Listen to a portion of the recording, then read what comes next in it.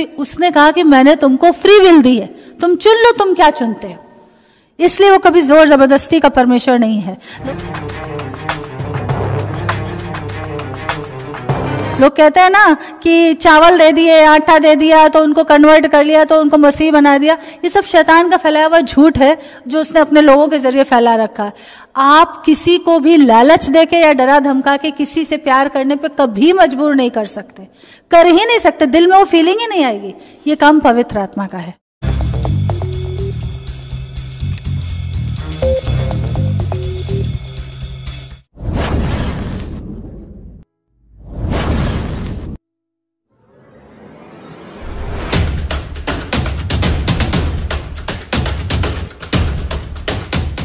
जो ट्रिनिटी का तीसरा व्यक्ति है पवित्र आत्मा, उसके बारे में समझने की बहुत जरूरत है। क्योंकि हम यीशु के बारे में बहुत सुनते हैं, हम पिता के बारे में बहुत सुनते हैं, पर जो सबसे ज्यादा, जो यीशु ने कहा कि तुम्हारे साथ रहेगा, जो हर दिन हमारा बेस्ट फ्रेंड है, हमारे साथ रहता है, हम उसकी आवाज को कई बार सुनकर भी इग्नोर कर देते हैं। सुनते हैं, जब उद्धार हो गया, जब बपतिस्मा ले लिया, तो परमेश्वर हमारे साथ आके संगति करता है, रहता है, आवाज आती है हमारी गलतियों पे। जब हम बेध्यान ही रखते हैं, जरूर नहीं हर बार कोई बड़ी गलती करें, जब हम ध्यान नहीं देते, सुबह उठ के बाइबल नहीं पढ़ी, कामों में लग गए, आवाज आती है आज बाइबल नहीं पढ़ी, पर हम उसको इग्नोर कर देते हैं। आइए प्रार्थना करें कि आज हम उस तीसरे व्यक्ति, उस बेस्ट फ्रेंड होली स्पिरिट के बारे में सीखेंगे और फिर कभी पीछे नहीं हटेंगे उसकी आवाज को सुनने और मानने से। आमीन। सबसे पहला वचन खोलेंगे यशाया उसका 11 चैप्टर, उसका 2 वर्स। यशाया 11 का 2। यहोवा का आत्मा बुद्धि और समझ का आत्मा। ये किसके बारे में बात हो रही है? यहोवा का आत्मा, यानी पवित्र आत्मा। देखो, पिता पुत्र पवित्र आत्मा, ये मिस्ट्री तो जब हम स्वर्ग जाएंगे वहां खुलेगी, लेकिन अभी हम इसको अगर छोटे से एग्जाम्पल से समझना चाहें तो जैसे अंडा होता है, उसकी बाहर की शेल होती है, फिर उसका व्हाइट वाला पार्ट होता है, फिर अंदर येलो वाला योक होता है, बराबर। पर तीनों मिलके एक साथ हैं, तीनों मिलके एक कंप्लीट अंडा है। एक बहुत छोटा सा बेसिक एग्जाम्पल ताकि आप लोग को आसानी से समझ में आए। पिता पुत्र पवित्र आत्मा एक ही हैं। यहोवा के मुंह से जो वचन निकला वो यीशु बना, और वही यहोवा का आत्मा ही है, वही पवित्र आत्मा, वही यीशु का आत्मा है। आगे पढ़िए। हाँ, और ज्ञान और यहोवा के भय का आत्मा उस पर फैला है। यहोवा का आत्मा हमको रोजमर्रा का जीवन जीने के लिए बुद्धि देता है, और हमें पराक्रम, यानी कि हमें कोई युद्ध लड़ने नहीं जाना, पर हम हर दिन आत्मिक युद्ध में होते हैं। जब हम यीशु में नहीं होते, डरने की जरूरत नहीं कि यीशु में आए हैं तो आत्मिक युद्ध शुरू हो गया। जब हम यीशु में नहीं होते हैं तो भी हम अनजाने उस आत्मिक युद्ध में होते हैं, उस शैतान के चंगुल में ही होते हैं हम तब भी। तो बेहतर है कि हम एक विजेता यीशु के पाले में आके, क्योंकि उसके साथ तो जीत निश्चित है। तो एक पराक्रम, एक साहस, एक जो डर रहता है शुरुआत में, वो निकल जाता है। कब? जैसे जैसे हम यीशु की संगति में, वचन में बढ़ते हैं, पवित्र आत्मा हमारे अंदर भरता जाता है, और वो जो डर होता है शुरुआती दिनों का, जब हम आते हैं अन्य जाति से, किसी के आगे मुंह नहीं खोल पाते, चर्च जाते हैं तो छुप के जाते हैं। मुझे मेरे शुरुआती दिन याद है, छुप के चर्च जाती थी। 9 बजे की चर्च होती थी, मेरे घर से बहुत दूर होती थी, मुझे चर्च जाने की परमिशन नहीं थी। महीने 2 महीने में कभी एक बार मम्मी दया करके परमिशन दे देती थी। तो वो उधर जाने के लिए मुझे 3 बार ऑटो चेंज करने पड़ते थे। डायरेक्ट ऑटो जाता नहीं था, इतने पैसे भी नहीं, डायरेक्ट जाएगा बहुत पैसे लेगा, दूर थी वो चर्च। तो वहां पे डर था कि अगर घर वाले उठ गए तो जाने नहीं देंगे। मैं 7 बजे भाग जाती थी, घर से 7 बजे निकल जाती थी। और वो आंटी जिन्होंने पहली बार मतलब मुझे बाइबल दी थी, जिनके जरिए मुझे जीसस कॉल मैगजीन मिली थी, मेरी टेस्टिमनी ये है कि मैं जहाँ काम करती थी वहाँ पे एक आंटी थी, वो विश्वासी थी, उनके पास जीसस कॉल्स मैगजीन आती थी। और एक दिन ऐसा हुआ कि उन्होंने वो मैगजीन मेरे टेबल पे रख दी बाय मिस्टेक नहीं, एक्चुअली ये परमेश्वर का प्लान था, क्योंकि मैं बचपन से ढूंढती थी कि सच्चा परमेश्वर कौन है। ये भी पवित्र आत्मा का काम था कि उसने मुझे रीति रिवाजों के झांसे में कभी उलझाया नहीं। मुझे यीशु का नाम भी नहीं पता था, किसी ने यीशु के बारे में नहीं बताया था। आसपास सब जितने थे सब भर भर के ब्राह्मण थे, आप सोचो, ऐसी जगह मेरी परवरिश होकर मैं बड़ी हो रही हूँ और मुझे अंदर से ये आता था कि इतने सारे ईश्वर कैसे हो सकते हैं, कोई एक शक्ति है जो इस दुनिया को चलाती है। और मैं पूछती थी नानी से कि कौन ईश्वर कैसा दिखता है, वो कहती थी अलमारी में ये ऐसा, मैं कहती थी इनमें से किसके जैसा। ये पवित्र आत्मा था जिसको मैं नहीं जानती थी। वचन में लिखा तुमने मुझे नहीं चुना, मैंने तुम्हें चुना। एक छोटी बच्ची के दिल में ये सवाल कौन डालता? और मेरे जो लोग थे, जो मेरे समाज के लोग थे, वो मुझे ये रियलाइज करवाते थे कि तुम नालायक हो, तुम उंगली उठाती हो, भगवानों पे सवाल करती हो। तो मुझे भी लगता था शायद मेरे अंदर कुछ गलत है। नहीं, उस सही चीज को शैतान क्या करता था, लोगों के जरिए से मुझे उस छोटी उम्र में बताने की कोशिश करता था कि तुम्हारा सवाल उठाना गलत है, जबकि वो सही था। मैं कहती थी हम ऐसे से ऐसा क्यों करते हैं, बृहस्पतिवार को नाखून मत काटो, शनिवार को कपड़े मत धो, सिर मत धो, ये मत करो। इससे परमेश्वर का क्या संबंध है? किसी भी छोटे बच्चे को मैंने अपने टाइम में इस तरह की बातें करते नहीं, इस तरह के सवाल उठाते नहीं देखा था। मेरे मम्मी और नानी परेशान हो जाती थी और मैं खुद भी परेशान हो जाती थी, क्योंकि मुझे लोग ये रियलाइज करवाते थे कि तुम गलत कर रही हो सवाल उठा के। तो मैं सोचती थी पता नहीं क्या गड़बड़ है मेरे अंदर, ये सवाल क्यों आते, मैं क्यों पूछ देती हूँ कई सवाल। मैं फिर चुप रहती थी कि नहीं पूछूंगी, फिर मार पड़ेगी। नानी मारती थी कई बार कि क्या उल्टे सीधे सवाल करती, भगवानों पर उंगली उठाती है। पर वो जो भूख थी, उस भूख को परमेश्वर देख रहा था। और एक निश्चित समय पे वो मैगजीन मेरे टेबल पे आई, यीशु बुलाता है, और जब उसको रैंडमली खोला मैंने, उसमें लिखा था पवित्र आत्मा के बारे में गवाहियाँ। डीजेएस दिनाकरन की मीटिंग में ऐसे पवित्र आत्मा उतरा, ऐसे हुआ, ये काम हुए, वो काम हुए। तो मुझे ये शब्द ही बड़ा अजीब लगा। हमने कभी सुना ही नहीं था पवित्र आत्मा के बारे में। नानी जो बचपन में भूत प्रेतों की कहानियां सुनाती थी, चोर डाकू की कहानियां, राजा रानी की कहानियां, पवित्र आत्मा की कोई कहानी कभी किसी ने नाम ही नहीं सुना। पवित्र आत्मा होता क्या है? तो इस शब्द ने मुझे खींचा। मैंने कहा ये क्या है, ये कैसा एक्सपीरियंस है, मुझे ये चाहिए जो यहाँ पे लिखा है इस मैगजीन में, जो गवाहियाँ लिखी हैं कि जब डीजेएस दिनाकरन ने प्रार्थना करी, पवित्र आत्मा मेरे ऊपर उतरा, मैं अन्य भाषा बोलने लगा, मुझे मेरे गुनाह याद आए, मैंने अपने पापों से तौबा कर लिया, अब मैं मसीह में नया बन गया। मैंने कहा ये क्या है? सब कुछ नया था, वो पढ़ रही थी जो भी उस वक्त। तो मैंने कहा मुझे पवित्र आत्मा चाहिए, और मेरा वो पहला कदम था, मैं पवित्र आत्मा के पीछे भागी। लेकिन पवित्र आत्मा की एक बहुत अच्छी कैरेक्टरिस्टिक ये है, एक तो वो बहुत हम्बल है, कभी आपसे जोर जबरदस्ती करेगा ही नहीं, स्टिल स्मॉल वॉइस, धीमी आवाज में आपसे बात करेगा, जोर जबरदस्ती नहीं करे। जैसे माँ वार्न करती है बच्चों को कि बेटा ये नहीं करना, वैसे वो वार्न करता है, लेकिन डंडे मार के कभी कोई काम नहीं करवाएगा, क्योंकि उसने कहा कि मैंने तुमको फ्री विल दी है, तुम चुन लो तुम क्या चुनते हो। इसलिए वो कभी जोर जबरदस्ती का परमेश्वर नहीं है। लोग कहते हैं ना कि चावल दे दिए, आटा दे दिया तो उनको कन्वर्ट कर लिया, तो उनको मसीह बना दिया। ये सब शैतान का फैलाया हुआ झूठ है जो उसने अपने लोगों के जरिए फैला रखा है। आप किसी को भी लालच देके या डरा धमका के किसी से प्यार करने पे कभी मजबूर नहीं कर सकते, कर ही नहीं सकते, दिल में वो फीलिंग ही नहीं आएगी। ये काम पवित्र आत्मा का है ना। तो पवित्र आत्मा का नेचर क्या है को हम देखेंगे। यूहन्ना 16 निकालिए, उसका 13, 14 और 15 पढ़िए। परंतु जब वह सत्य का आत्मा आएगा तो तुम्हें सब सत्य का मार्ग बताएगा, क्योंकि वह अपनी ओर से ना कहेगा, और तो जो कुछ सुनेगा वही कहेगा, और आने वाली बातें तुम्हें बताएगा। पवित्र आत्मा क्या करता है? यीशु की महिमा करता है। सारे काम पवित्र आत्मा करता है, लेकिन कहीं भी अपनी महिमा नहीं लेता।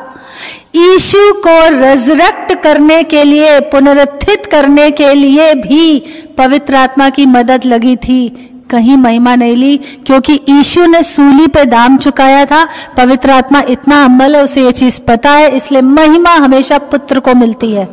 और यहाँ पर यीशु क्या कह रहा है? मेरी बातों में से बताएगा तुमको, यानी यीशु के बारे में बताएगा, और महिमा कभी नहीं लेगा। ये सबसे बड़ी सीख है जो हम पवित्र आत्मा से सीख सकते हैं। जब परमेश्वर हमको बढ़ाने लगता है, जब हमारी प्रार्थनाओं के उत्तर आने लगते हैं, मैंने बहुत से लोगों को देखा है, मसीहों को देखा है, और बड़े बड़े कुछ मिनिस्टर्स भी इस चीज में गिर गए, वो अपनी महिमा करवाने लगे। मैंने प्रार्थना की ये हुआ, मैंने प्रार्थना की भूत प्रेत निकले, मैंने प्रार्थना की मुर्दा जिंदा, मैंने प्रार्थना की उनका रोग ठीक हो गया।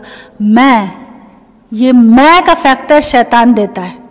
पवित्र आत्मा से सीखना है तो सीखो, कभी अपनी महिमा नहीं करता, सब करता है काम। कारीगर सी, नीति वचन 8 अभी पढ़ाऊंगी आगे, सृष्टि के आरंभ से पहले मैं यहोवा के हाथ में एक कारीगर के समान थी। मुंह से यहोवा ने बोला उजाला हो, वचन मुंह से निकला, वचन क्या है? यीशु। काम किसने किया? कारीगर कौन है? पवित्र आत्मा। करने वाला पवित्र आत्मा, कहीं महिमा नहीं लेता। 15 वर्ष पढ़िए, यूहन्ना 16:15। यहाँ पे फिर से यीशु कह रहे हैं कि जो कुछ पिता का है वो मेरा, और इफिसियों 1:3 में कहा है कि सब कुछ, सारी आशीषें यीशु में रख दी है। और जब यीशु हमारा हो गया, यीशु के हम बच्चे और बेटे बेटियां बन गए, तो सारी आशीषें, पिता की आशीषें बच्चों को, जायदाद हो, प्रॉपर्टी हो, कुछ भी हो, मिलता है ना। तो जो यीशु की प्रॉपर्टी है, जो मिल्कियत है पूरे संसार की, वो हमारे लिए। हम दबे कुचले टूटे गरीब और काम चलाने का जीवन जीने वाले लोग नहीं हैं। परीक्षाएं शैतान लाता है। जब एक व्यक्ति प्रण लेता है कि अब हम चलेंगे यीशु के रास्तों पे, वचन को मानेंगे, मलाकी 3:10 पूरा करेंगे, 10वां अंश देंगे, शैतान क्या करेगा? पीछे खींचने की। और शैतान ऐसे दांत निकाल के सींग बना के नहीं आएगा। आप ही के लोग जिनका उद्धार नहीं हुआ है, आपकी मम्मी हो सकती है, आपके पति हो सकते हैं, आपकी पत्नी हो सकती है, आपका पापा या बेटे बेटी हो सकते हैं। कई ऐसे हैं जिनका बुढ़ापे में उद्धार हुआ, वो अपने बच्चों से डरते हैं। मैं ऐसे लोगों को जानती हूँ, बच्चों से वो डरते हैं कि मेरा बेटा नहीं मानेगा, मेरी बेटी नहीं मानेगी, क्या करूं? तो उनके जरिए वो रोकेगा कि क्या फालतू पैसे बर्बाद कर रहे हो चर्च में जाके, इससे क्या हुआ? अरे इससे मैं पीढ़ियों के लिए बीज बो रहा हूं। वो उनको समझ नहीं आ रहा है। और वो बीज ऐसा नहीं कि मेरी अगली पीढ़ी को मिलेगा, मैं बोता ही बोता चला जाऊंगा, ऐसी दशा ना, वो भरपूरी हमारे लिए भी है। लेकिन शैतान रोकता है जब एक व्यक्ति ईमानदारी से चलने की कोशिश करता है, क्योंकि वचन में यीशु ने कहा है मनुष्य के बैरी उसके ही घर के लोग होंगे। कब होंगे? जब तुम यीशु में खराई से चलना शुरू कर दोगे, तो वो लोग जिनका उद्धार नहीं हुआ है, उनको रिमोट कंट्रोल बना के तुम्हारी टांग पीछे खींचेगा। लेकिन पवित्र आत्मा का धन्यवाद हो, जो हर पल सहायक का आत्मा है, हमारा मददगार है, हमारा बेस्ट फ्रेंड है। आमीन। और सबसे बड़ी बात यह है कि अगर आप पवित्र आत्मा की स्टिल स्मॉल वॉइस को, धीमी मीठी आवाज को 1 बार 2 बार 3 बार इग्नोर कर दोगे, तो होगा ये कि फिर हमारा शरीर हम पे हावी हो जाएगा। जैसे पास्टर हमेशा बताते रहते हैं कि अगर आप मोबाइल पे भी वचन देखते देखते कुछ और वीडियोस देखने लगे, पवित्र आत्मा की आवाज आएगी, ये क्या कर रहे हो, टाइम वेस्ट हो रहा है। अगर आप टीवी पे बैठ के सीरियल्स देख रहे हो, पवित्र आत्मा, पास्टर कितना भी बोले मत देखो सीरियल, मत देखो फिल्में, मत सुनो फिल्मी गाने, आप यहां से सुन के जाओगे, घर में वही करोगे जो नहीं किया, कहा गया है कि मत करना। अरे पास्टर तो ऐसे ही बोलते रहते, अरे जरा सा सीरियल देख लिया तो क्या हो गया, क्या धार्मिकता नष्ट हो जाएगी? थोड़ा तो देख ही सकते, हाँ देख सकते हैं, लेकिन एक उसकी लिमिट है। क्या देख रहे हो ये चुनने की एक लिमिट है। जैसे भूतिया नहीं देखने, फालतू के नहीं देखने। और बहुत से सीरियल में, एकता कपूर के टीवी सीरियल में बहुत ज्यादा पूजा पाठ वाले और वो सीन होते हैं, पता है ना, उसके जरिए भी इफेक्ट आता है, उसके जरिए भी इफेक्ट आता है। वो चीजें नहीं देखनी है हमको। हम एक आत्मिक युद्ध में है। ये चीजें समझने में पवित्र आत्मा मदद करता है। पवित्र आत्मा की आवाज आती है, बंद कर दो, टाइम से सो जाओ, या उठो बाइबल पढ़ो, सुबह उठो बाइबल पढ़ो, ये करो। हम क्या करते हैं, हाँ ठीक है, करवट बदल के सो जाते हैं, इग्नोर करते, फिर उठते तो ऑफिस का टाइम हो गया, भागते हैं तैयार होके। ये चीजें अगर करते रहोगे, उसको इग्नोर करते रहोगे, पवित्र आत्मा को, उसकी आवाज आना बंद हो जाएगी, फिर शरीर तुम्हारे ऊपर हावी हो जाएगा। फिर जैसे तुम उद्धार से पहले शरीर के अनुसार चलते थे, वैसे ही चलना शुरू कर दोगे। इसलिए पवित्र आत्मा की पहली आवाज जब आती है, अपने कान अलर्ट रखो, उस कनेक्शन को मजबूत रखो, उस आवाज को इग्नोर नहीं करना है। लोगों को इंपॉर्टेंस, मैं ये नहीं कहती रिश्तेदारी मत निभाओ। फॉर एग्जाम्पल, जैसे हमारे घर में कभी रिश्तेदार आते हैं, तो संडे का चर्च हम उन रिश्तेदारों के लिए कभी मिस नहीं करते थे। मेरी मम्मी को बड़ा मस्का लगाने का शौक था, तो मैं कहती थी भैया तुम्हें रिश्तेदारों का आरती उतारना है, उनके लिए बैठना है, बैठो, मैं तो चली चर्च। मैं, मेरा पति, मेरा बेटा, हम चर्च जाएंगे। एक बार जीजा जी आए थे, कजिन सिस्टर और उनके हस्बैंड, तो रात में खाना वाना के बाद डिस्कस हो रहा था कि कल के, जीजा जी ने बोला कल ये वाला नाश्ता बना। मैंने कहा जीजा जी कल संडे है, कल आपको सिर्फ ब्रेड जैम मिलेगा, हम चर्च जाएंगे, लौट के आके जो बनाना है वो आपके लिए बनाएंगे, नाश्ते में जल्दी हमको चर्च टाइम से जाना है। बोले अच्छा ठीक है भाई, तुम चर्च नहीं आ रहे, मैं तुम्हें फोर्स नहीं करना, होना तो ये चाहिए था कि भाई तुम हमारे आए, चलो हमारे साथ चर्च। लेकिन वो देखते हैं कि ये तो मंदिर नहीं जाती, इसने छोड़ दिया, तो हम इनके चर्च क्यों जाएंगे, तो हम अधर्मी हो जाए, हमारा ब्राह्मणत्व तो खत्म हो जाए। तो उनको चर्च नहीं आना है, उनको घर में बैठना है, बैठो, पूरा घर खुला है तुम्हारे लिए, आराम से जिस कमरे में चाहे वहां लेटो। नाश्ते में उस दिन तुम्हारी खातिरदारी में कमी करूंगी, यीशु के भवन में लेट नहीं जाऊंगी। तुमको ब्रेड जैम खिला दूंगी, आके लंच में जो कहोगे वो बनाऊंगी। मैं क्लियर, मैंने कहा जीजा जी कल ये नाश्ता नहीं बनेगा, कल संडे हमें चर्च टाइम से जाना है। बोले अच्छा अच्छा। क्यों? ऑफिस में जब तुम सम्मान करोगे अपने प्रभु का, अपने जो सीनियर्स हैं उनको बोलोगे हर बार मुझे संडे चर्च जाना, मेरी ड्यूटी मत लगाइए, उसके बदले में दूसरी ड्यूटी कर लूंगा या कर लूंगी। जब तुम हर बार रिजिड खड़े रहोगे तब तुम सम्मान दोगे तो वो सम्मान देंगे तुम्हारे परमेश्वर को। बीएम फोन करके बोलता है, अगर पास्टर क्लियर बोलते संडे को नहीं, वो बोले चाबी ले लो बैंक में, बोले नहीं संडे को मैं नहीं लूंगा क्योंकि मैं आऊंगा ही नहीं। एक तो डाउन में हमारी चर्च है, वहां पे सिग्नल नहीं आएगा, दूसरा मेरा फोन भी ऑफ रहता है, साइलेंट पर रहता है, तीसरी बात मैं चर्च छोड़ के नहीं आऊंगा। जब तुम खड़े होगे परमेश्वर के लिए तो दूसरे तुम्हारे और उस रिश्ते को वैल्यू देंगे। तुम ही लोगों को खुश करने के लिए डरते रहोगे, रिश्तेदारों को बड़ी अम्मा बनने दोगे, तो फिर तो तुम आगे नहीं बढ़ पाओगे। क्योंकि हम जानते हैं, मैं सपना को यही सिखा रही हूँ इन दिनों कि सपना तुम्हें खड़ा होना पड़ेगा। भले ही तुम अकेली बिलीवर हो, लेकिन तुमको अपने और उस रिश्ते के लिए खड़ा होना पड़ेगा। मुझे समझ नहीं आता, लोग जब दुनिया के प्यार में पड़ते हैं, एक लड़का एक लड़की अगर इंटरकास्ट मैरिज में जाते हैं, प्यार में पड़ते हैं, माँ बाप के खिलाफ हो जाते हैं, तब माँ बाप की ममता तुम्हें याद नहीं आती। और यहां जब सच्चा परमेश्वर है उसके लिए नहीं तुम खड़े हो पा रहे हो। मुझे ये चीज समझ में नहीं आती। मैं तो खड़ी हुई थी इसलिए मुझे समझ में आता कि भैया खड़ा होना चाहिए, और उसमें ही बड़ी आशीष है। और इस काम को करने में सबसे ज्यादा मदद पवित्र आत्मा करता है। मैं पवित्र आत्मा को पाने के लिए पीछे भागी, पवित्र आत्मा ने मुझे यीशु से मिलाया और यीशु ने मुझे पिता से। पवित्र आत्मा ने कहीं भी अपनी महिमा नहीं ली। जो दुनिया के बाबा और वो सब होते हैं, महाराज लोग, संत लोग, वो अपनी महिमा करवाते हैं, अपने को पुजवाते हैं ना। बाबा जी के नाम से फिर आरती बनने लगती है, फिर बाबा जी की आरती होती है, बाबा जी को चढ़ावा चढ़ता है। पवित्र आत्मा ऐसा नहीं करता। वो चाहता तो मैं पवित्र आत्मा के पीछे भाग रही थी, मुझे यीशु से मतलब नहीं था। वो अपने तक ही सीमित रख सकता है, लेकिन उसने क्या किया, उसने मुझे यीशु से मिलाया। पवित्र आत्मा ने मुझे यीशु से मिलाया, यीशु ने मुझे पिता। ये काम करता है, हमेशा यीशु को महिमा देता है। तो हमें यही सीखना है। बहुत से लोग मैंने देखा है कि कॉलिंग हो ना हो, महिमा की भूख के चलते कुछ लोग आलस में पास्टर बन जाते हैं, कुछ लोग महिमा की भूख के चलते बन जाते हैं। मैंने देखे हैं ऐसे लोग, इसलिए मैं डंके की चोट पे बात बता सकती हूँ।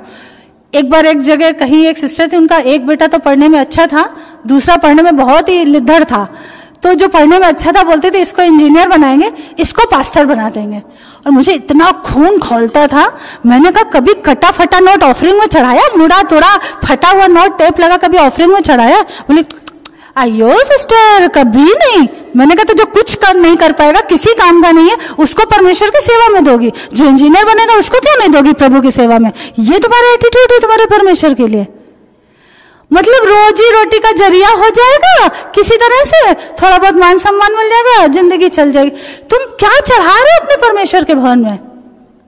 जो डॉक्टर है, इंजीनियर है, उससे प्रभु की सेवा नहीं ले रहे हो, उससे कमाई करवाओगे। काम करते हुए सेवा करने में बड़ी मेहनत लगती है। बहुत से लोग अपने शरीर के आलस के चलते छोड़ देते हैं काम और फिर प्रभु को महिमा देने झूठा करते हैं। हमने तो प्रभु के लिए छोड़ दिया। तुमने प्रभु से पूछा था क्या? तुम्हारे अंदर इतना दम नहीं था कि तुम डबल मेहनत कर सको, इसलिए तुमने आलस में छोड़ दिया। हाँ, अगर परमेश्वर कहता है छोड़ो। जब पास्टर की कॉलिंग आई, जब पास्टरशिप की कॉलिंग आई आपके पास्टर को, तो हमारे स्पेशली साउथ इंडियन फ्रेंड्स ने पूछा कि सिस्टर ब्रदर तो जॉब करते हैं, तो मैंने कहा हमें पवित्र आत्मा की कोई आवाज नहीं आई कि जॉब छोड़ दो। जिस दिन आएगी उस दिन हम किसी इंसान से परामर्श नहीं लेंगे, छोड़ देंगे। लेकिन ना उनको आई ना मुझे आई, तो हम क्यों छोड़ दें? खाम खा के अपने नियम बना रखे हैं कि नहीं नहीं हम सेवा करेंगे, या हाँ किसी किसी को आती है ये कॉलिंग भी। परमेश्वर किसी से डायरेक्ट भी कहता है कि छोड़ दो और आ जाओ मेरी सेवा में, वो अलग चीज है। लेकिन कुछ लोग ऐसे भी हैं जो आलस के चलते और उसको फिर यीशु का आवरण उड़ा देते हैं, ऐसे चुन्नी उड़ा देते कि हमने तो यीशु के लिए त्याग किया है। अरे तुमने अपने शरीर के लिए त्याग किया, तुमसे मेहनत नहीं हो रही थी डबल। तो हमें पवित्र आत्मा को समझना है, महिमा की भूख को अपने अंदर पनपने नहीं देना है। आमीन।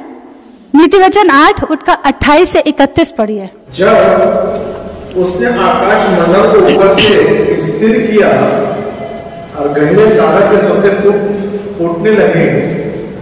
29 जब उसने समुद्र की सीमाएं ठहराई कि जल उसकी आज्ञा को उल्लंघन न कर सके, और जब वह पृथ्वी की नींव की डोरी लहराता था 30 तब मैं कारीगर सा उसके पास था और प्रतिदिन मैं उसका प्रसन्नता था और हर समय उसके सामने आनंदित रहता था।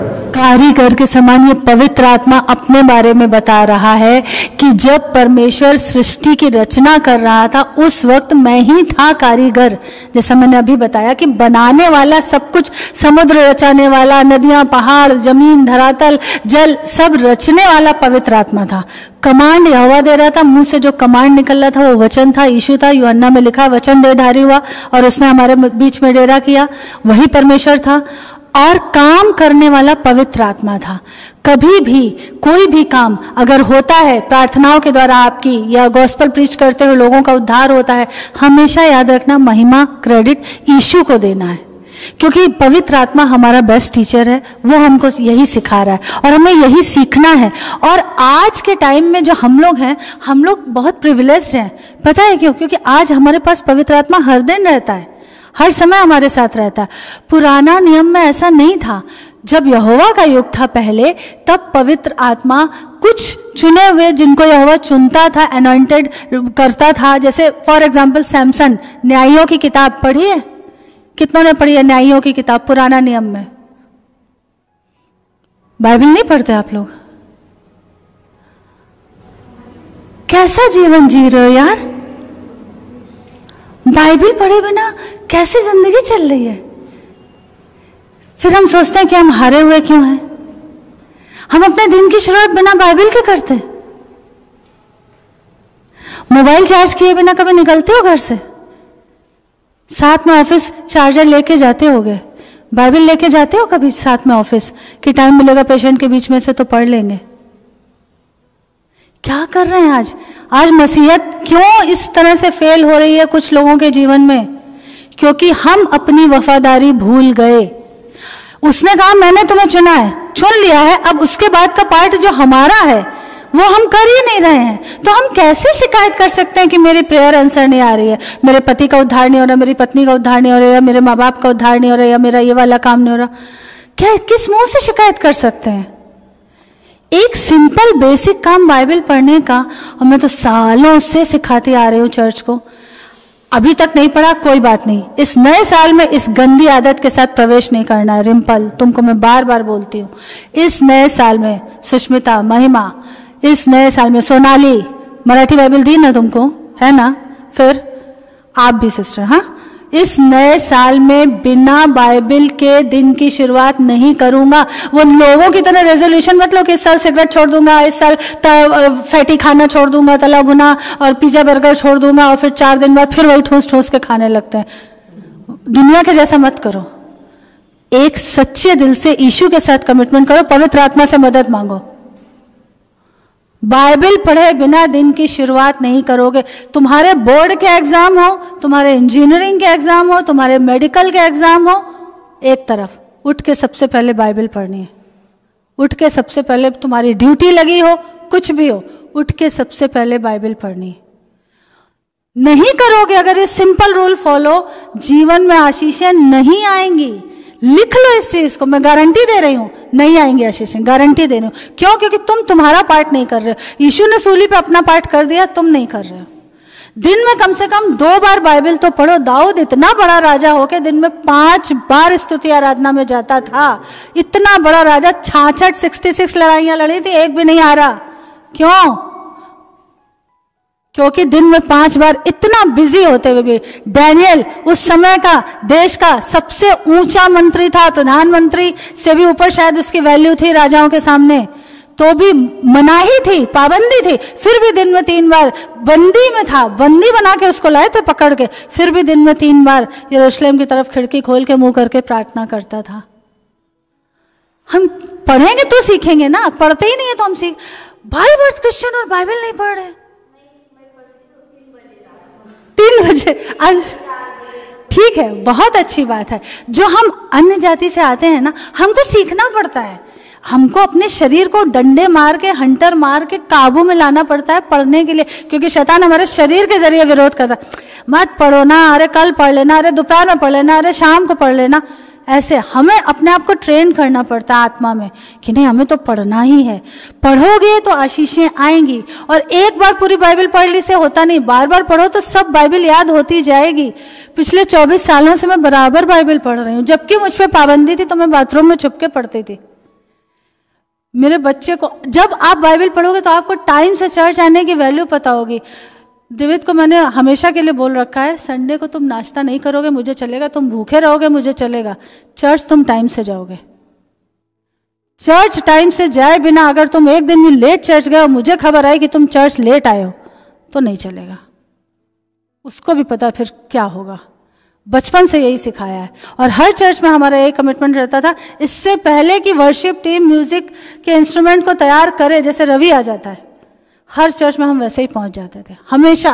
और चर्चेस हमको ऐसे पास की नहीं मिलती थी, हमेशा दूर दूर की चर्च होती थी, क्योंकि एयरफोर्स एरिया आउटर पे होता था, समझो उधर से कोई यहाँ आए, ऐसे होता था। और हम टाइम से पहले, इससे पहले कि पास्टर आए हम पहुंच जाते थे।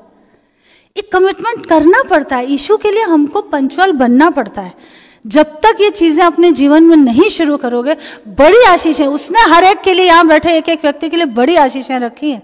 अगर उन बड़ी आशीषों को पाना चाहते हो तो अपना वाला रोल, अपना वाला पार्ट प्ले करना शुरू कर दो। बिना बाइबल पढ़े दिन की शुरुआत मत करो अपने। चर्च हमेशा टाइम से आओ, कितने भी जरूरी काम हो सब पीछे छोड़ के जब तुम चर्च टाइम से आओगे। लोग मैं देखते हूँ सालों से क्रिश्चियन हैं, बताते हैं कि हम इतने साल से, और मैं उनको देखती हूँ वो कभी टाइम से नहीं आते, पूरी वर्शिप निकलने के बाद आते हैं। तो ऐसे लोगों को बोलने का भी कुछ फायदा नहीं, क्योंकि वो पवित्र आत्मा की आवाज़ सुन ही नहीं रहे हैं। और उसकी जगह शैतान फिर उनके अंदर ये घमंड भर देता है कि हमें तो बहुत कुछ आता है, हम तो इतने साल से क्रिश्चियन। फिर वो बोलते हैं कि मेरे जीवन में आशीष क्यों नहीं है। फिर वो ये सवाल करते हैं कि सिस्टर मेरे जीवन में क्यों नहीं है। अभी अगर पलट के उनसे ये कहते हैं कि पहले अपने काम तो देख लो, इतने सालों से आज तक टाइम से चर्च आना तो सीखा नहीं तुमने, तो गुस्सा हो जाएंगे। क्यों गुस्सा हो जाएंगे? क्योंकि पवित्र आत्मा अंदर है ही नहीं, वो मन ही नहीं है परमेश्वर वाला। टीचर तुमको कुछ सिखाया, तुम्हारी भलाई के लिए सिखा रहा है, उसमें गुस्सा होने की क्या बात है? अगर तुम गुस्सा हो रहे हो तो इसका मतलब तुम शरीर पे चल रहे हो। पास्टर अगर कह रहा है चर्च टाइम से आओ तो इसका मतलब तुम्हारी भलाई के लिए कह रहा है, पास्टर की भलाई के लिए नहीं, तुम्हारी भलाई के लिए। आप सालों से क्रिश्चियन हो, आप बताते हो कि हम तो इतने साल से, लेकिन पूरी वर्शिप या लास्ट वर्शिप का सॉन्ग हो तभी आते हो। क्या है ये? बेचारे पास्टर को भी समझ में आता है, पर हम चुप रहते हैं। हम प्रभु से कहते हैं प्रभु देख लेना भाई, क्या करें?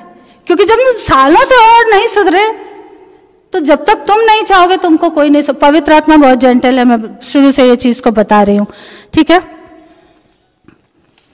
सैमसन जो था न्यायों की किताब में, उसको परमेश्वर ने माँ के गर्भ से चुना था। न्यायों का 16, 17 चैप्टर और 15 चैप्टर पढ़ के देखना। 16 चैप्टर में स्पेशली लिखा है, जजेस में, जजेस 16 चैप्टर में स्पेशली लिखा हुआ है कि सैमसन के ऊपर उसको, उसकी माँ को बोला था कि तुम्हारे पेट से एक नाज़िर पैदा होगा, एक भविष्यवक्ता पैदा होगा। इजराइल का 20 साल उसने न्याय किया था। वो समय था जिसको जो समझ में आता था वो करता था, कोई कुछ भी करता था, जिसके जो जब तक शामिल नहीं ठहराया गया प्रभु की ओर से तब तक। न्यायों के चैप्टर पढ़ो, सीखना बहुत जरूरी है कि जब हमारे पास कोई डायरेक्शन देने वाला गाइड नहीं होता है तो हम कैसे भटक जाते हैं। इसलिए पास्टर की जरूरत है, इससे भी ज्यादा बाइबल के वचन की जरूरत है, इसलिए पवित्र आत्मा की सुनने की जरूरत है। न्यायों की किताब जिन्होंने अभी तक नहीं पढ़ी है, शुरू से लेकर आखिर तक पढ़िए उसको। और हर दिन नियम बनाओ, 2 चैप्टर सुबह पढ़ने हैं, 2 शाम को पढ़ने हैं। मैं चर्च में हमेशा ये सिखाती हूँ, आप लोग को भी बता रही हूँ, एक पुराना नियम, एक नया नियम आप पढ़ सकते हो सुबह, या अगर शाम को ज़्यादा टाइम है तो शाम को। भजन संगीता से एक, नीति वचन से एक, शाम को या सुबह। ये 4 चैप्टर दिन में डेली पढ़ो, डेली 4 बुकमार्क। नीति वचन में बुकमार्क की जरूरत नहीं है क्योंकि वो तो डेट वाइज है। 30 तारीख को दोनों एक साथ पढ़ लो, 30 और 31। बाकी इन तीनों में बुकमार्क लगा के रखो, 3 बुकमार्क लगाओ और पढ़ो, ठीक है। ये बहुत जरूरी है आपकी आशीषों के लिए। इस नए साल में इस ढीलेपन से नहीं जाना। सैमसन न्यायों की किताब में लिखा है, चुना गया था, परमेश्वर ने पैदा होने से पहले उसको अनॉइंट कर दिया था उसकी माँ के गर्भ से, और वो आया। और उस वक्त ऐसा होता था कि पवित्र आत्मा उतरता था और वो काम करता था, और फिर उसके बाद पवित्र आत्मा डिपार्ट हो जाता था। पवित्र आत्मा मतलब यहोवा साथ रहता था, लेकिन वो जो अभिषेक उड़ेला जाता है वो चीज जो थी वो साथ में नहीं थी। आज हम उस अभिषेक को साथ में कैरी करके चलते हैं। वहां पर एक जगह लिखा है कि सैमसन ने एक गधे के जबड़े की हड्डियों से इतने सारे फरिश्तियों को मार दिया था, लेकिन वो क्या था, एक कमजोरी एडल्ट्री की, उस पर वो जीत नहीं पा पाया और उसके चलते वो गड्ढे में गिरा। बहुत होशियार रहो कि किसकी संगति करते हो। जब दलीला इंग्लिश में दलीला, हिंदी में दलीला, उसको बार बार दबाती थी, वेश्याओं के साथ संगति में चला जाता था, कभी इस लेडी को पसंद कर रहा, कभी उस लेडी के पास चला गया, ये उसके लिए फंदा बन गया, उसने अपने अभिषेक को भी गंवा दिया। आज धन्यवाद हो, पवित्र आत्मा हमारे साथ रहता है। अगर हमने गलती से भी कुछ स्क्रॉलिंग में भी गलत देख लिया, पवित्र आत्मा कहता तुरंत हटा इसको नजरों के सामने से, तुरंत। और उस आवाज पे तुरंत एक्शन करना जरूरी है, तभी हम बचेंगे। हमें यह भी समझना जरूरी है कि हम पवित्र आत्मा की आवाज सुन रहे हैं या शैतान की आवाज सुन रहे हैं, क्योंकि वो धोखे का आत्मा है, छल का आत्मा है। कई बार तुमको लगेगा, कुछ लोग कहते हैं कि नहीं पवित्र आत्मा की आवाज है, लेकिन उस काम के जब रिजल्ट देखते हैं वो गलत होते हैं। तो इसका मतलब तुमने आइडेंटिफिकेशन करना नहीं सीखा, अंतर करना नहीं सीखा कि कौन सी बैरी की आवाज थी, कौन सी पवित्र आत्मा की। और ये कब होगा? पवित्र आत्मा वचन से महिमा करेगा। तुम उन चीजों को कैसे परख सकते हो? आत्मा की परख जो एक वरदान है उससे, कि अच्छा ये वाला काम अगर करूंगा तो इससे क्या होगा, यीशु को महिमा मिलेगी क्या? हाँ, तब ठीक है, ये पवित्र आत्मा की है। अगर इस काम से यीशु को महिमा नहीं मिलने वाली है तो मतलब ये पवित्र आत्मा की आवाज नहीं है। एक सिंपल फंडा है, हम ऐसे वचन से मिला सकते हैं, ठीक है, उसमें कंफ्यूज होने की कोई जरूरत नहीं है। पहला कुरिन्थियों 10:21, तुम प्रभु के कटोरे और दुष्ट आत्माओं के कटोरे दोनों में से नहीं पी सकते। तुम प्रभु की मेज और दुष्ट आत्माओं की मेज दोनों के साझी नहीं हो सकते। नए विश्वासियों को मैंने देखा है, खास तौर से जब वो प्रभु में आते हैं तो डर रहे होते हैं लोगों से, समाज से, तो वो क्या करते हैं, चर्च में आके तो बहुत बड़ी बड़ी बातें करते हैं। मैंने देखा, पर्सनली मैं जानती हूँ ऐसे लोगों को। इतनी जगहों पे हम लोग रहे हैं ना कि बहुत लोगों से इंटरेक्शन हुआ, क्योंकि हम इवेंजलिज्म करते थे। 17 साल हमने इवेंजलिज्म किया है, तो हमको लोगों की परख है। चर्च में आके बहुत बड़ी बड़ी डींगे हाँकते थे और बाहर जाके अपने रिश्तेदारों को और उनको खुश कर देते थे। मैंने ऐसे बहुतों को देखा है। प्रभु के कटोरे और दुष्टात्मा के कटोरे दोनों से नहीं साथ साथ चल सकता। एक फैसला तो तुम्हें, जब तुम्हारा उद्धार हुआ, जब तुम मुक्त किए गए दुष्ट आत्माओं से, जब तुम आजाद हो गए, कहा तो उसकी कंडीशन ये थी कि मौलवी और मुल्ला और वो जो होते हैं तंत्र मंत्र वाले, वो आते थे, उसकी नाक में बताती अगरबत्ती डालते थे और उसको चप्पलों से पीटते थे और कहती थी मुझे लग रही है, तो कहते थे नहीं नहीं हम तो दुष्ट आत्मा को मार रहे हैं। इतनी वर्स्ट कंडीशन थी। अब जब तुम आजाद हो गए तो तुम फिर वही गलतियां। तुम ये नहीं कह सकते कि मेरी इतनी बर्बाद वाली कंडीशन थी, मुझे प्रभु ने आजाद किया, मैं यीशु से गद्दारी नहीं करूंगी। कोई देखे ना देखे, चर्च के लोग नहीं देख रहे, पास्टर नहीं देख रहा, यीशु तो देख रहा है। तुम अंदर 7 पर्दों में छुप के चले जाओ तो भी देख रहा है। और दुष्ट आत्माएं भी देख रही हैं, दुष्ट आत्माएं भी देख रही हैं। और फिर वो क्लेम करती कि अच्छा इसने तो पूरी तरह से यीशु को दुनिया, यीशु ने कहा है जो मनुष्यों के सामने मेरा इनकार करेगा मैं परमेश्वर के सामने उसका इनकार कर दूंगा। फिर यीशु क्यों तुम्हारी सुरक्षा करेगा? फिर तो दुष्ट आत्माएं फिर से घुसेंगी। इसीलिए तो वचन में कहा गया है।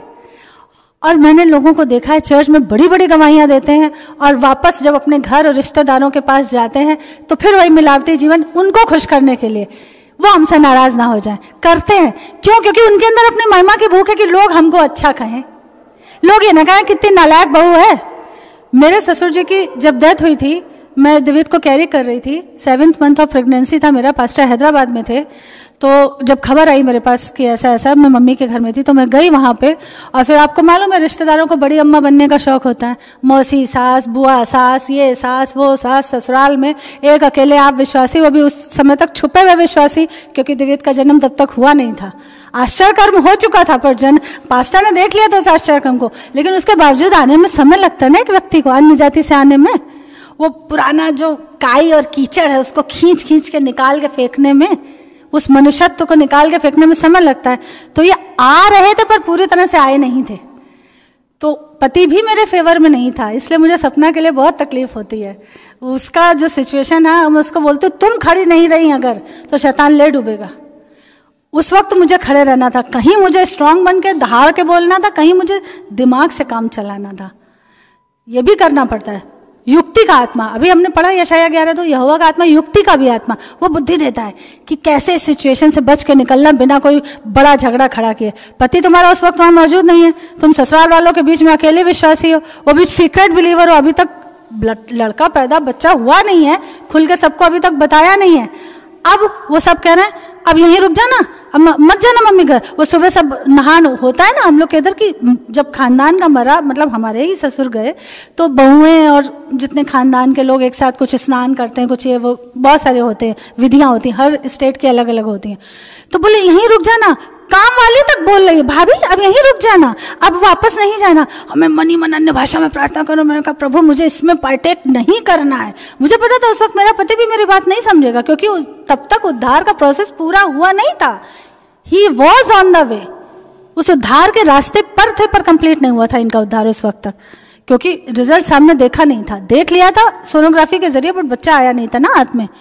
मैंने कहा प्रभु कुछ भी करके, कैसे भी करके मुझे यहाँ से निकाल, मुझे यहाँ रुकना नहीं है, मुझे क्योंकि रुकी तो इन लोग के सामने मुझे करना पड़ जाएगा। परमेश्वर मुझे नहीं करना, मुझे कैसे भी निकाल।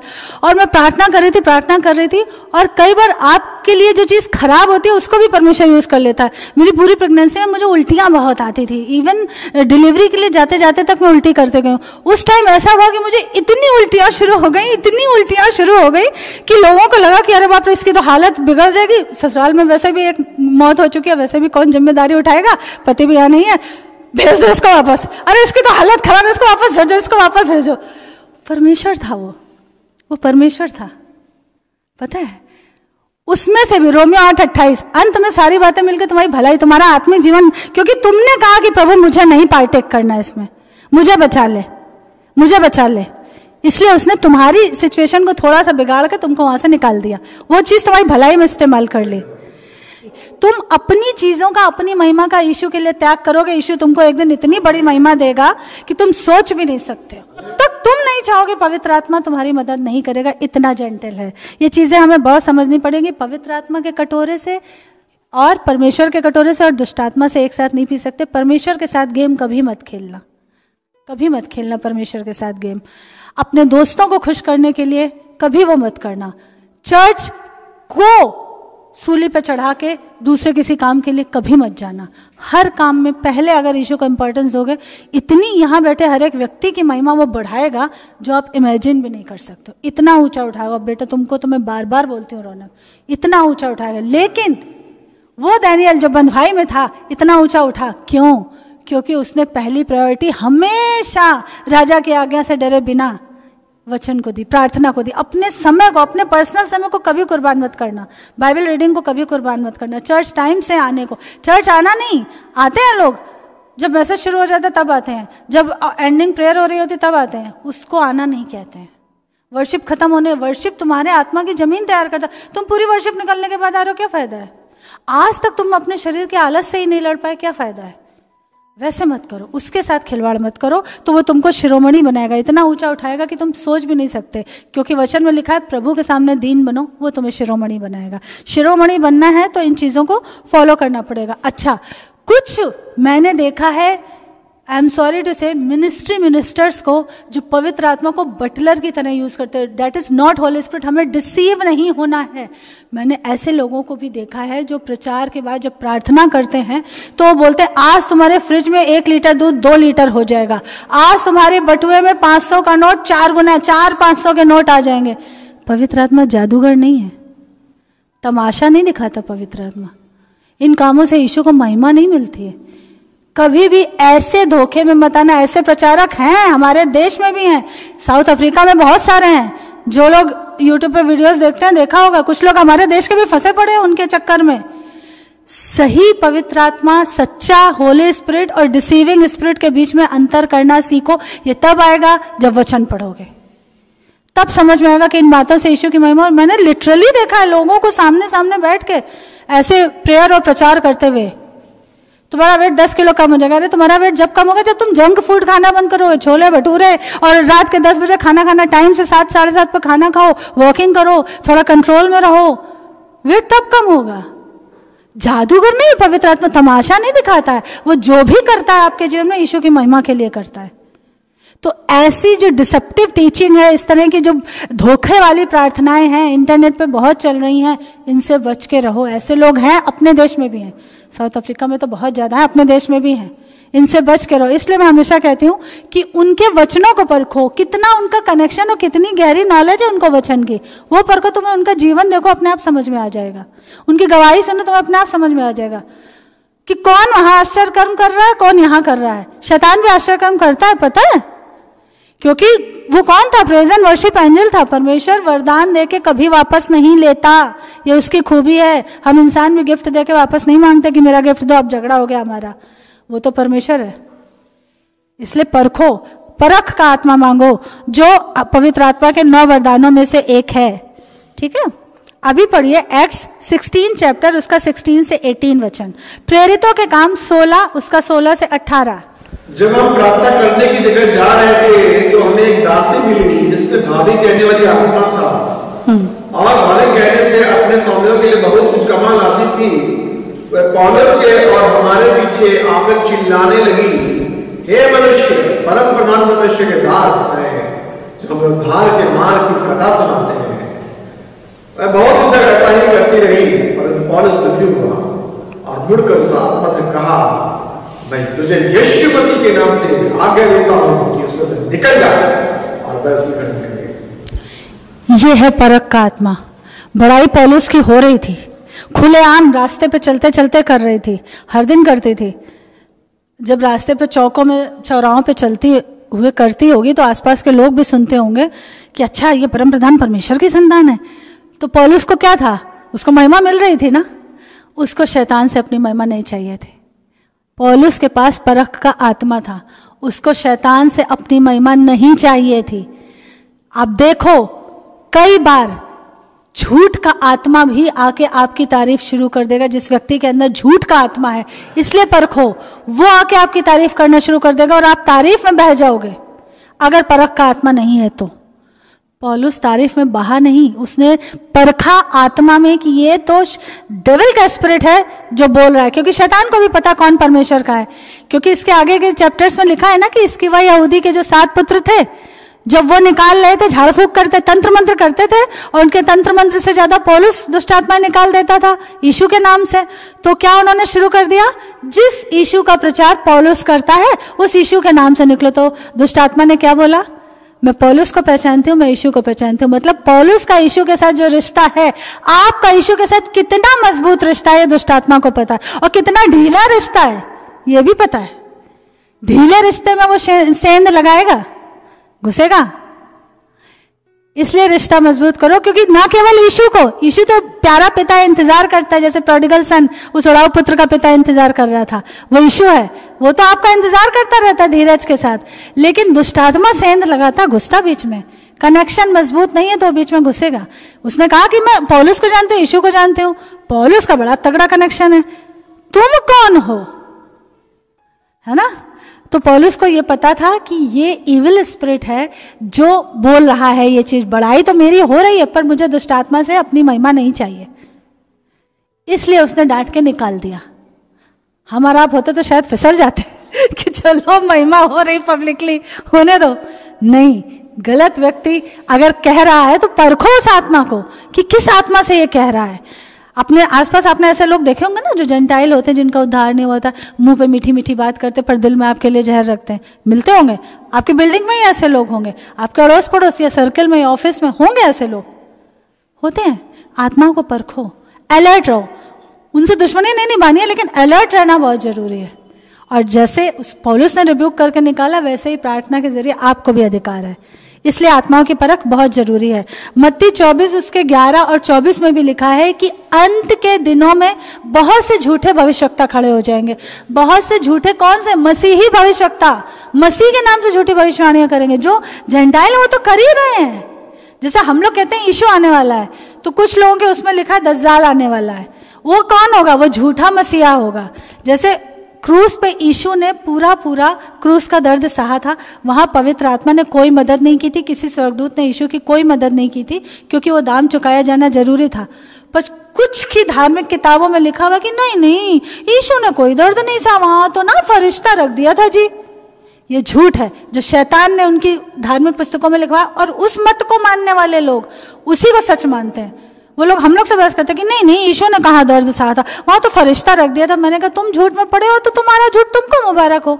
यीशु ने मनुष्य जाति के लिए दाम चुकाया, शरीर में पूरे कष्टों को लिया है, पूरे पाप को लिया है, पूरे जगत का पाप अपने ऊपर लिया है, सारे जगत के पापों का दाम अपने शरीर में चुकाया। वहां पवित्र आत्मा ने कोई मदद नहीं की थी। पर झूठ का आत्मा जो ये लिखवा गया, शैतान का आत्मा, और वो अपनी लिखी किताब की ही बात मानते हैं कि कोई कुर्बानी नहीं दी थी। कुछ लोग बोलते हैं अच्छा अभी कली का अवतार या ऐसा कुछ बोलते हैं, वो आने वाला है। कुछ मनगढ़ंत कहानियां। शैतान हमेशा परमेश्वर की नकल करता है, और उसने बाइबल की नकल करके अन्य धर्मों में, अन्य जगहों पे, ऐसे ऐसे अन्य मतों में ऐसे मत बना दिए हैं जो कि कॉन्ट्ररी है कि अच्छा तुम्हारे बाइबल में लिखा, हमारे में तो ये लिखा, ये भी होगा, ये भी होगा वही जो बाइबल में लिखा। क्योंकि दुनिया में अभी हमको सारी सिचुएशन वही दिख रही है। करेंसी डिजिटल हो रही है, रिजर्व बैंक ने परमिशन दे दी है। न्यूज़ पढ़ी सुनी होगी, नहीं सुनी है? डिजिटल करेंसी की परमिशन मिल चुकी है।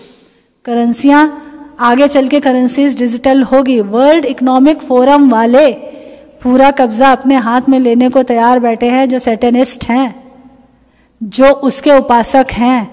शिकंजा धीरे धीरे प्रकाशित वाक्य, इसीलिए कहते हूँ ना भी समझ में आए तो पढ़ो, और नहीं समझ में आता तो पूछो, बताने के लिए हम लोग हैं यहाँ पे। प्रकाशित वाक्य में जो कुछ लिखा है, उर्दू का एक गीत बताया था मैंने, उसमें लिखा था एक तरह से पेशन गोई पूरी हो रही है। मौका शिफा में जो भी लिखा सच हुआ। पेशन गोई मतलब भविष्यवाणी, मौका शिफा मतलब प्रकाशित वाक्य, रेवलेशन की किताब। उसमें जो लिखा है वो सब सच हो रहा है, सब सच हो रहा है, दुनिया में वो हो रहा है।